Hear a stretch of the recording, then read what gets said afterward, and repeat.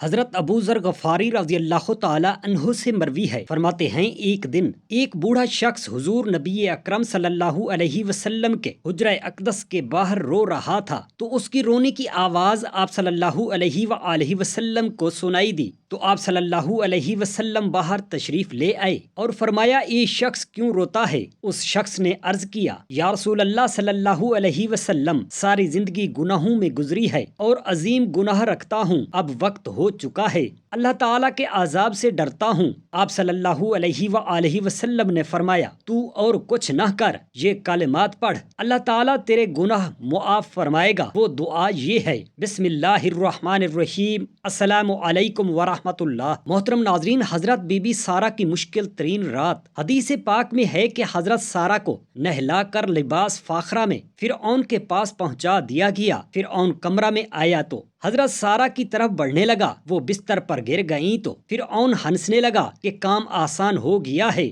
اور فرعون بستر کی جانب بڑھنے لگا اور ساتھ ساتھ اپنا لباس بھی اتارنے لگا۔ یہ سب ماجرا دیکھ کر اللہ تبارک و تعالی کی تجلی جوش میں آئی اور فرعون پر عذاب شروع ہو گیا اور اس کے پاؤں زمین میں دھنسنے لگے۔ بالآخر فرعون حضرت سارہ علیہ السلام سے معافی مانگتا ہوا گڑ گڑانے لگا۔ تب حضرت سارہ نے فرعون کو معاف کیا تاکہ دنیا یہ نہ کہہ سکے کہ سارہ نے فرعون کو قتل کیا۔ مدینہ کی عورتوں میں ایک مرتبہ بحث چھڑ گئی کہ عورت کا اصلی زیور کیا ہے؟ کسی نے بولا ہاتھ خالی نہیں ہونا چاہیے، کسی نے بولا کہ ناک خالی نہیں ہونی چاہیے، کسی نے کان بولا تو کسی نے بولا گلا۔ ایک عورت نے کہا آپس میں بحث نہ کریں، او حضرت فاطمہ تو زہرا رضی اللہ تعالی عنہا کے پاس جاتی ہیں اور ان سے پوچھتی ہیں تو سب عورتیں آپ کے پاس حاضر ہوئیں۔ اسی طرح کسی نے کہا ہاتھ، گلا، کان، ناک خالی نہیں ہونے چاہیے تو حضرت بی بی فاطمہ تو زہرا رضی اللہ تعالی عنہا نے جواب دیا سب غلط ہے، عورت کا اصلی زیور حیا ہے۔ ایک مرتبہ بد شکل شخص حضور نبی کریم صلی اللہ علیہ وسلم کی خدمت اقدس میں حاضر ہوا اور اس کی بیوی نہایت حسین و جمیل تھی۔ آپ صلی اللہ علیہ وسلم نے اس شخص سے پوچھا کہ تیری بیوی تیرے ساتھ کیا برتاؤ کرتی ہے؟ اس شخص نے کہا کہ میری بیوی بہت قدر کرتی ہے اور میری بلا اجازت گھر سے باہر نہیں نکلتی، اپنے حسن و جمال کا لحاظ نہیں کرتی بلکہ میری خدمت کا خیال کرتی ہے۔ یہ سن کر آپ صلی اللہ علیہ وسلم نے فرمایا جا اور اس سے کہہ دے کہ وہ جنتی عورتوں میں سے ہے، کیونکہ باوجود حسن و جمال کے اپنے شوہر کی تابع داری کرتی ہے، اس کی بدصورتی پر نہیں جاتی۔ اس حدیث پاک سے معلوم ہوا کہ شوہر کی خدمت کرنے سے عورت کو جنت حاصل ہوتی ہے، بالخصوص وہ عورتیں جس کا حسن و جمال شوہر سے بڑھ کر ہے، مگر وہ حسن و جمال پر فخر کے بجائے شوہر کی خدمت میں فخر کرتی ہیں۔ حضرت حارث بن خزرج بیان کرتے ہیں کہ میرے والد نے کہا کہ رسول اللہ صلی اللہ علیہ وسلم نے فرمایا میں نے ملک الموت کو ایک انصاری کے سرحانے بیٹھا ہوا دیکھا تو کہا کہ اے ملک الموت، میرے صحابی کے ساتھ نرمی کرنا، یہ مومن ہے۔ ملک الموت نے عرض کیا آپ خوش رہیں، اپنی آنکھیں ٹھنڈی رکھیں کیونکہ میں ہر مومن کے ساتھ نرمی کرتا ہوں۔ اے اللہ کے رسول صلی اللہ علیہ وسلم، آپ یقین رکھیں جب بھی میں کسی ابن آدم کی روح قبض کرتا ہوں اور اس کے گھر والوں میں کوئی چیخ کر روتا ہے تو اس کی روح لے کر کھڑا ہو جاتا ہوں اور سوچتا ہوں کہ یہ کیوں رو رہا ہے۔ اللہ کی قسم ہم نے اس پر ظلم نہیں کیا، نہ ہی وقت سے پہلے اس کی روح قبض کی۔ اگر یہ اللہ تعالیٰ کی رضا سمجھ کر شکر ادا کریں تو ان کو بہت اجر ملے گا، اور اگر یہ چیخ و پکار اور واویلا کریں گے تو گنہگار ہوں گے۔ ہمیں تو آپ کی طرف بار بار آنا ہے تو آپ احتیاط کریں۔ میں دن رات تری اور مختلف میدان اور پہاڑ پر ہر گھر میں نظر رکھتا ہوں اور ہر چھوٹے بڑے کو پہچانتا ہوں، اور اے اللہ کے رسول صلی اللہ علیہ وآلہ وسلم، میں اللہ رب العزت کی اجازت کے بغیر ایک مچھر کی بھی روح قبض نہیں کرتا۔ حضور اقدس صلی اللہ علیہ وسلم خطبہ ارشاد فرماتے تو کھجور کے ایک تنے سے ٹیک لگا لیتے تھے جو مسجد کے ستون میں سے تھا۔ پھر جب حضور اقدس صلی اللہ علیہ وآلہ وسلم کے لیے ممبر بنا دیا گیا تو آپ اس پر جلوہ گر ہوئے تو جس تنے کے پاس آپ خطبہ پڑھتے تھے وہ تنا رونے لگا، قریب تھا کہ وہ پھٹ جاتا۔ حضور نبی کریم صلی اللہ علیہ وسلم ممبر سے اترے اور تنے کو پکڑا، اپنے سینہ مبارک سے چمٹا لیا تو وہ تنا سسکیاں بھرنے لگا حتیٰ کہ خاموش ہو گیا۔ اس ستون کا نام استوان حنانہ ہے۔ رونے کی آواز سب صحابہ کرام نے سنی تھی۔ جمعہ والے دن حضور اس سے ٹیک لگاتے اور یہ ستون حضور کی پشت مبارک سے بوسے لیتا تھا۔ اس سے حضور کی جدائی برداشت نہ ہوئی تو زارو قطار رونے لگا۔ حضرت ابو ہریرہ رضی اللہ تعالی عنہ روایت کرتے ہیں کہ ایک شخص حضور نبی اکرم صلی اللہ علیہ وسلم کی خدمت میں حاضر ہوا اور عرض کیا، یا رسول اللہ صلی اللہ علیہ وسلم، میں اپنی بیٹی کا نکاح کر دیا ہے اور اسے اس کے خاوند کے پاس بھیجنا چاہتا ہوں، میرے پاس کوئی خوشبو نہیں، آپ کچھ عنایت فرمائیے۔ آپ صلی اللہ علیہ وسلم نے ارشاد فرمایا، میرے پاس اب کچھ بھی موجود نہیں، کل صبح ایک چوڑے منہ والی شیشی اور کسی درخت کی لکڑی میرے پاس لے آنا۔ دوسرے روز وہ شخص چوڑے منہ والی شیشی اور ایک لکڑی کا ٹکڑا لے کر حاضر خدمت ہوا۔ آپ صلی اللہ علیہ وسلم نے اپنے دونوں ہاتھوں سے اس میں اپنا پسینہ ڈالنا شروع کیا یہاں تک کہ وہ شیشی بھر گئی۔ پھر فرمایا کہ اسے لے جا اور اپنی بیٹی سے کہہ دینا کہ اس لکڑی کو شیشی میں تر کر کے اپنے جسم میں مل لیا کرے۔ بس جب وہ آپ کے پسینہ مبارک کو لگائی تو تمام اہل مدینہ کو اس کی خوشبو پہنچتی، یہاں تک کہ ان کے گھر کا نام خوشبو والوں کا گھر ہو گیا۔ رسول اکرم صلی اللہ علیہ وآلہ وسلم نے فرمایا، ابلیس کا تخت پانی پر ہے، وہاں سے وہ اپنے لشکر روانہ کرتا ہے۔ اس کے نزدیک سب سے زیادہ پسندیدہ شیطان وہ ہوتا ہے جو سب سے زیادہ لوگوں میں فتنہ ڈالتا ہے۔ اس کے لشکر میں سے ایک آ کر کہتا ہے، میں نے ایسا ایسا کام کیا ہے، دوسرا کہتا ہے تم نے کچھ بھی نہیں کیا، پھر ان میں سے ایک آ کر کہتا ہے، میں نے آج ایک میاں بیوی کے درمیان جھگڑا کروا دیا ہے، تو شیطان اس کو اپنے قریب کر کے کہتا ہے، ہاں تم نے بہت اچھا کام کیا ہے، اور اس کو گلے لگا لیتا ہے۔ طوفان نوح گزر جانے کے بعد جب حضرت نوح علیہ السلام کی کشتی جودی پہاڑ پر پہنچ کر ٹھہر گئی تو حضرت نوح علیہ السلام نے روئے زمین کی خبر لانے کے لیے کبوتر کو بھیجا تو وہ زمین پر نہیں اترا بلکہ ملک سبا سے زیتون کی ایک پتی چونچ میں لے کر آ گیا۔ تو آپ علیہ السلام نے فرمایا کہ تم زمین پر نہیں اترے، اس لیے پھر دوبارہ جاؤ اور روئے زمین کی خبر لاؤ۔ تو کبوتر دوبارہ روانہ ہوا اور مکہ مکرمہ میں حرم کعبہ کی زمین پر اترا اور دیکھ لیا کہ پانی زمین حرم سے ختم ہو چکا ہے اور سرخ رنگ کی مٹی ظاہر ہو گئی ہے۔ کبوتر کے دونوں پاؤں سرخ مٹی سے رنگین ہو گئے اور وہ اسی حالت میں حضرت نوح علیہ السلام کے پاس واپس آ گیا اور عرض کیا کہ اے خدا کے پیغمبر، آپ میرے گلے میں ایک خوبصورت طوق عطا فرمائیے اور میرے پاؤں میں سرخ خضاب مرحمت فرمائیے اور مجھے زمین حرم میں سکونت کا شرف عطا فرمائیے۔ چنانچہ حضرت نوح علیہ السلام نے کبوتر کے سر پر دست شفقت پھیرا اور اس کے لیے یہ دعا فرما دی کہ اس کے گلے میں دھاری کا ایک خوبصورت بار پڑا رہے اور اس کے پاؤں سرخ ہو جائیں اور اس کی نسل میں خیر و برکت رہے اور اس کو زمین حرم میں سکونت کا شرف ملے۔ چنانچہ حضرت نوح علیہ السلام کی یہ دعا قبول ہوئی اور کبوتر کا پاؤں ہمیشہ کے لیے سرخ ہو گیا۔ حافظ ابن کثیر اور حافظ ابن عساکر رحمۃ اللہ علیہ عبداللہ بن حذافہ کا واقعہ بیان کرتے ہیں کہ آپ کو رومی کافروں نے قید کر لیا اور اپنے بادشاہ کے پاس پہنچا دیا۔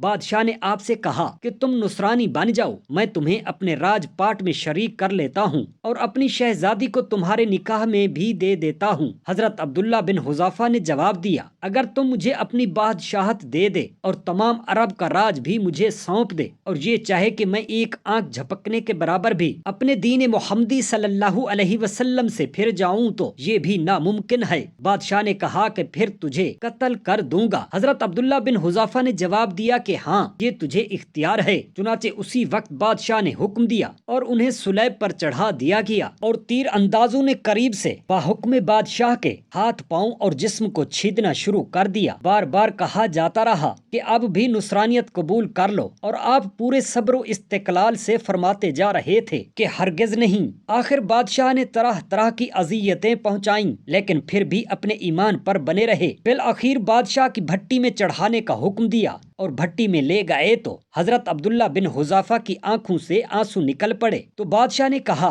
کہ اتنی اذیتیں دی گئی ہیں لیکن اپنے دین محمدی صلی اللہ علیہ وسلم میں ڈٹے رہے اور اب یہ آنسو کیسے؟ تو حضرت عبداللہ بن حذافہ نے فرمایا کہ آج ایک ہی جان ہے میرے پاس جسے راہ خدا میں قربان کر رہا ہوں، کاش میرے پاس ایسی ہزاروں جانیں ہوتی تو میں دین محمدی پر قربان کر دیتا۔ حضرت مالک بن دینار ایک مرتبہ بازار تشریف لے گئے تو حسن اتفاق سے اس وقت سامنے سے بادشاہ سلامت کی سواری آ رہی تھی۔ سواری کو راستہ دلوانے کے لیے پہرے دار لوگوں کو ادھر ادھر ہٹانے کے لیے ایک شور بلند کیا۔ حضرت مالک بن دینار رحمۃ اللہ علیہ اس وقت اس قدر کمزوری محسوس کر رہے تھے کہ راستے سے ہٹنے سے تھوڑی سی تاخیر ہو گئی، چنانچہ ایک پہرے دار نے آپ کو زور سے کوڑا مارا۔ تکلیف کی حالت میں آپ کے منہ سے اس پہرے دار کے بارے میں یہ کلمہ نکل گیا کہ خدا کرے کہ تیرے ہاتھ کٹوا دیے جائیں۔ پھر کیا تھا، چند ہی روز بعد کسی جرم کی پاداش میں اس پہرے دار کے ہاتھ کٹوا دیے گئے۔ تاہم آپ کو اس کی یہ حالت دیکھ کر انتہائی کلک تاہم ہوا اور آپ نے دل میں کہا کہ کاش قرب کی حالت میں میرے منہ سے پہرے دار کے بارے میں برا کلمہ نہ نکلتا۔ حضرت بی بی آمنہ کے شوہر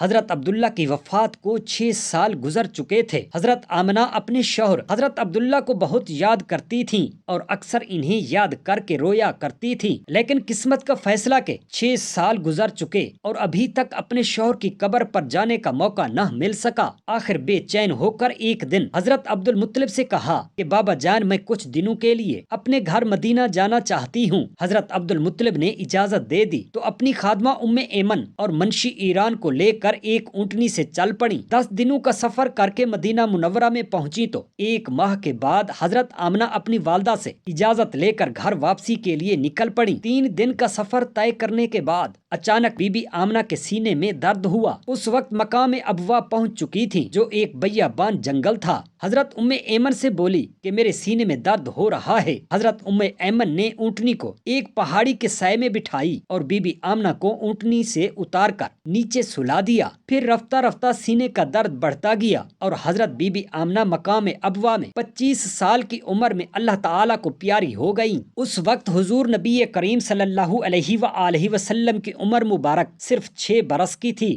نبی کریم صلی اللہ علیہ وآلہ وسلم کے دنیا سے پردہ فرمانے کے بعد حضرت بلال رضی اللہ تعالی عنہ ملک شام چلے گئے اور وہیں بس گئے۔ ایک عرصے کے بعد خواب میں نبی پاک صاحب لولاک حضرت محمد صلی اللہ علیہ وآلہ وصحابہ وسلم کی زیارت ہوئی اور فرمایا، اے بلال، ہمیں ملنا کیوں چھوڑ دیا ہے؟ آنکھ کھلتے ہی مدینہ کے لیے روانہ ہو گئے۔ کئی دنوں کی مسافت کے بعد مدینہ منورہ پہنچے، مسجد میں حاضری دی اور روضہ رسول صلی اللہ علیہ وآلہ وسلم پر پہنچے۔ وہیں بے ہوش ہو کر گر پڑے۔ جب ہوش میں آئے تو اہل مدینہ نے کہا، ایک بار وہی اذان سنا دیں سرکار کے زمانہ والی۔ حضرت بلال رضی اللہ تعالی عنہ نے معذرت کی کہ اب مجھ سے برداشت نہ ہوگا۔ لوگوں نے حسنین کریمین سے کہلوایا تو آپ انکار نہ کر سکے کیونکہ انکار ناممکن تھا۔ آپ نے اذان شروع کی تو اہل مدینہ رو پڑے، دل قابو میں نہ رہے۔ پیارے آقا کا زمانہ تازہ ہو گیا۔ عورتیں بچے سب اپنے اپنے گھروں سے نکل آئے،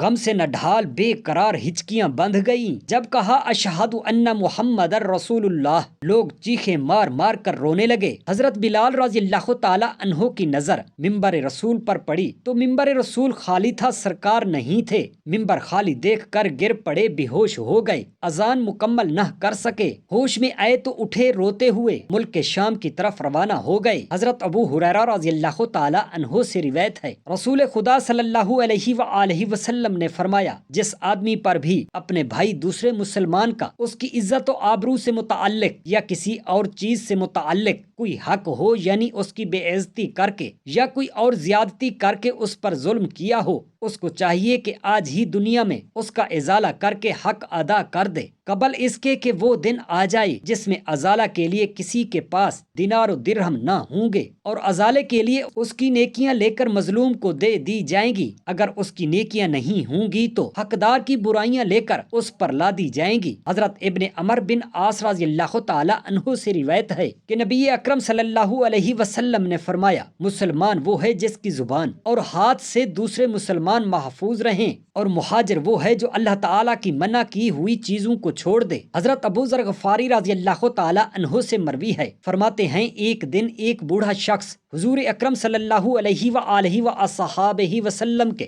حجرہ اقدس کے باہر رو رہا تھا تو اس کی رونے کی آواز آپ صلی اللہ علیہ وسلم نے سنی تو آپ صلی اللہ علیہ وآلہ وسلم باہر تشریف لے آئے اور فرمایا، یہ شخص کیوں روتا ہے؟ اس شخص نے عرض کیا، یا رسول اللہ صلی اللہ علیہ وآلہ وسلم، ساری زندگی گناہوں میں گزری ہے اور عظیم گناہ رکھتا ہوں، اب وقت ہو چکا ہے، اللہ تعالیٰ کے عذاب سے ڈرتا ہوں۔ آپ صلی اللہ علیہ وآلہ وسلم نے فرمایا، فرمایا تو اور کچھ نہ کر، یہ کلمات پڑھ، اللہ تعالیٰ تیرے گناہ معاف فرمائے گا۔ وہ دعا یہ ہے: اللہم انی ظلمت نفسی ظلما کثیرا ولا یغفر الذنوب الا انت فاغفر لی مغفرۃ من عندک وارحمنی انک انت الغفور الرحیم۔ حضرت خواجہ حسن بصری کے زمانے میں امام ابو عمر رحمۃ اللہ علیہ قرآن پاک پڑھایا کرتے تھے۔ ایک مرتبہ ان کے پاس کوئی شخص قرآن مجید پڑھنے آیا۔ آپ نے اس کو پڑھانے میں بخل و خیانت کا ارتکاب کیا تو اس جرم میں اللہ تعالیٰ نے انہیں سارا کلام حکیم بھلا دیا۔ وہ روتے ہوئے خواجہ حسن بصری کے پاس پہنچ گئے اور سارا معاملہ بیان کیا تو خواجہ حسن نے فرمایا: اے شخص، تو حج کو روانہ ہو جا، کیونکہ آج کل حج کے ایام ہیں، اور جب تو حج سے فارغ ہو جائے تو مسجد خیف میں ایک بزرگ محراب میں بیٹھے ہوئے ملیں گے۔ وہ درود و وظائف میں مشغول ہوں گے۔ وہ جب تک اپنے معمولات سے فارغ نہ ہو جائیں تو ان سے بات چیت نہ کرنا۔ جب وہ فارغ ہوئے تو تم اپنی حاجت بیان کرنا، اور ان کی دعا سے پھر تمہیں قرآن مجید یاد ہو جائے گا۔ ابو عمر نے خواجہ حسن کے حکم کی تعمیل کی، حج ادا کیا، پھر مسجد خیف پہنچے اور مسجد کے محراب میں ایک بزرگ کو دیکھا۔ بہت سارے لوگ اس کے ارد گرد بیٹھے ہوئے تھے۔ تھوڑی دیر بعد سفید پوش پاکیزہ لباس والا ایک شخص وہاں آیا۔ سب لوگ اس کے گرد بیٹھ گئے۔ کچھ دیر باتیں ہوئیں اور اتنے میں نماز کا وقت ہو گیا۔ سفید لباس والا شخص وہاں سے چلا گیا، دوسرے لوگ بھی چلے گئے۔ جب وہ بزرگ تنہا رہ گئے تو ابو عمر رحمۃ اللہ علیہ ان کے پاس پہنچے اور ان سے اپنا سارا مسئلہ بیان کیا تو پھر دعا کی درخواست کی۔ اس بزرگ نے آسمان کی طرف دیکھا اور دعا فرمائی۔ ابھی انہوں نے دعا ختم نہیں کی تھی اور دعا قبول ہو گئی۔ ابو عمر رحمۃ اللہ علیہ کو قرآن پاک یاد ہو گیا۔ سبحان اللہ! اللہ رب العزت ہم تمام مسلمان بہن بھائیوں کو پنجگانہ نماز اور قرآن مجید پڑھنے کی توفیق عطا فرمائے۔ آمین یا رب العالمین۔ جزاک اللہ خیرا کثیرا۔